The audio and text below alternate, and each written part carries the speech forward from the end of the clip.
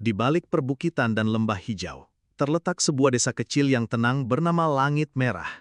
Terisolasi dari hiruk-pikuk dunia luar, desa ini dikelilingi oleh benteng alam berupa hutan purba yang dikenal sebagai hutan Arkam.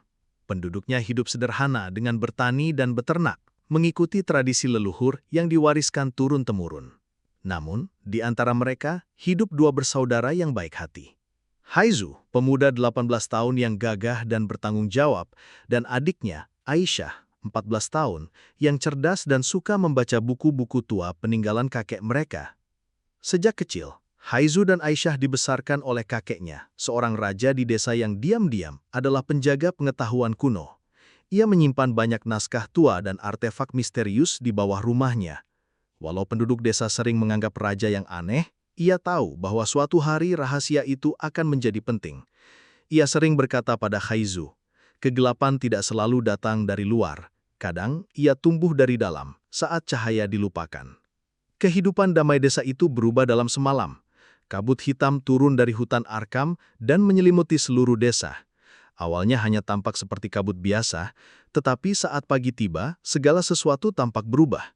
Daun-daun tanaman menghitam, sumur-sumur mengering, dan hewan ternak lenyap tanpa jejak. Anak-anak mengeluh kesakit kepala, dan para tetua mulai berhalusinasi. Dalam 3 hari, suasana desa berubah menjadi muram dan penuh ketakutan. Para tetua berkumpul dan memutuskan bahwa ini adalah kutukan lama yang kembali bangkit. Kutukan yang konon tertidur selama ribuan tahun di dalam hutan. Namun tak ada yang cukup berani untuk masuk ke Arkam, kecuali Haizu. Melihat ketakutan menyelimuti wajah adiknya dan warga desa, ia memutuskan untuk bertindak. Ia tahu, hanya dengan mencari sumber kabut itu, kedamaian bisa dikembalikan. Di malam sebelum keberangkatannya, sang kakek yang sekarat memanggil mereka dan menyerahkan 2 benda pusaka. Sebilah pedang tua dengan ukiran matahari di bilahnya, dan sebuah buku mantra kuno berbahasa simbol yang hanya bisa dibaca oleh Aisyah. Kalian akan menghadapi kegelapan yang bukan hanya di luar, tapi juga dalam diri kalian. Jangan terpisah dan percaya satu sama lain, bisik sang kakek sebelum menghembuskan napas terakhir. Keesokan harinya, Haizu dan Aisyah memasuki hutan Arkam. Langkah mereka berat di antara akar-akar pohon yang seperti mencengkeram bumi.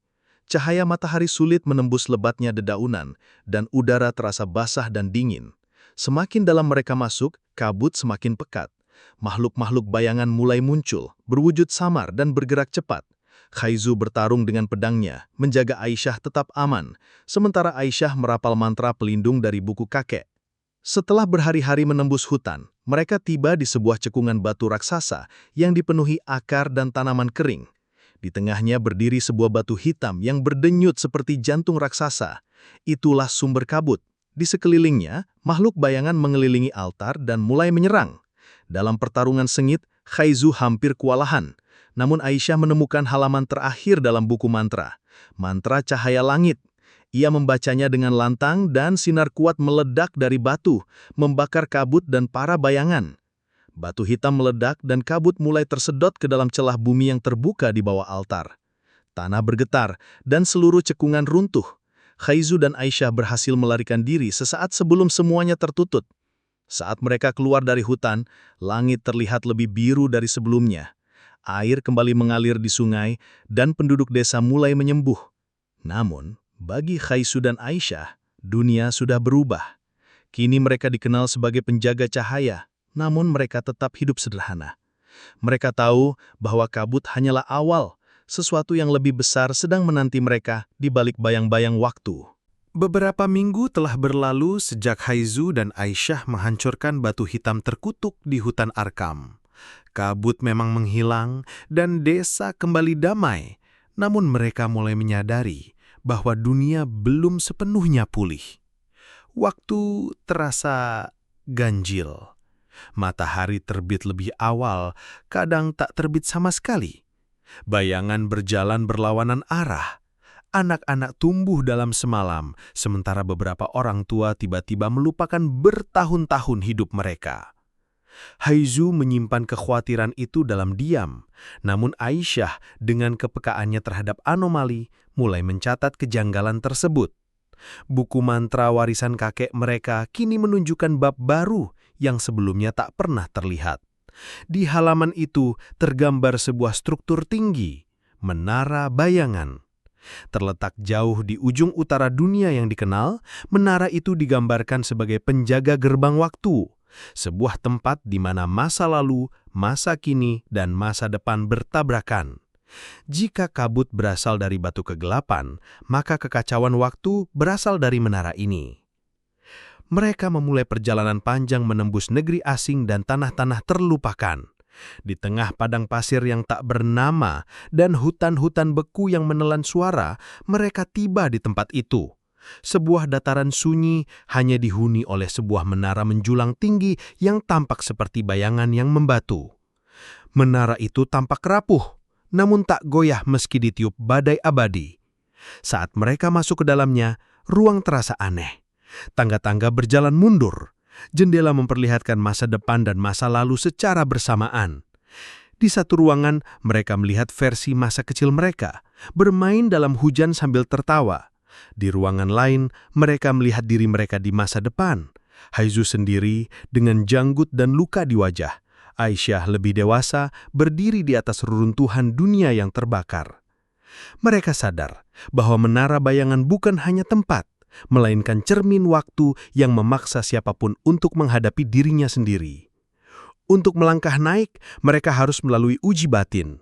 Haizu dipaksa menghadapi rasa bersalah karena gagal melindungi orang tuanya. Aisyah dihadapkan pada ketakutan akan kehilangan Haizu suatu hari nanti. Namun mereka tak menyerah. Mereka saling mendukung, menangis, tertawa, dan terus naik. Di puncak menara, mereka menemukan ruang pusat waktu, tempat semua garis waktu bertemu. Di sana berdiri Raukzan, sosok berjubah abu-abu dengan wajah yang selalu berubah, kadang muda, kadang tua, kadang tak berbentuk.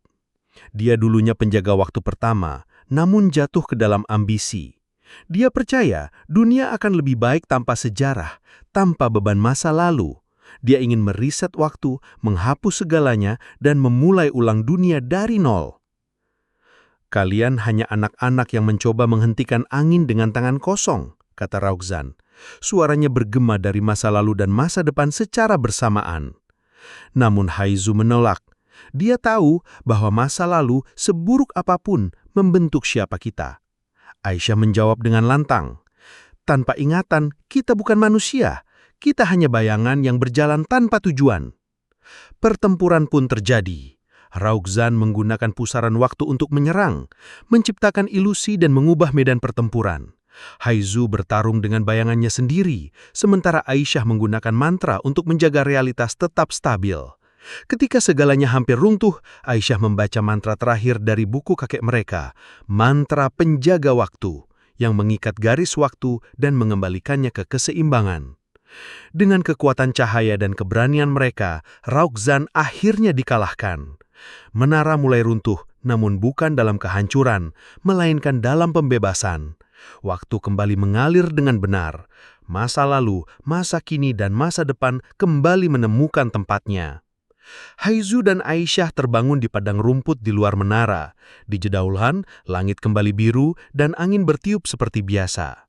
Mereka berjalan pulang ke desa Langit Merah, namun hati mereka telah berubah. Mereka kini tahu bahwa peran mereka bukan hanya sebagai penyelamat desa, tetapi sebagai penjaga keseimbangan waktu. Mereka tidak kembali dengan kejayaan, tak ada sorak-sorai. Namun malam itu, saat bintang-bintang bersinar terang, Haizu menatap langit dan berbisik, "Waktu telah memilih kita." Dan Aisyah tersenyum sambil menulis di buku barunya, menjawab, "Kita akan siap bila waktu memanggil lagi."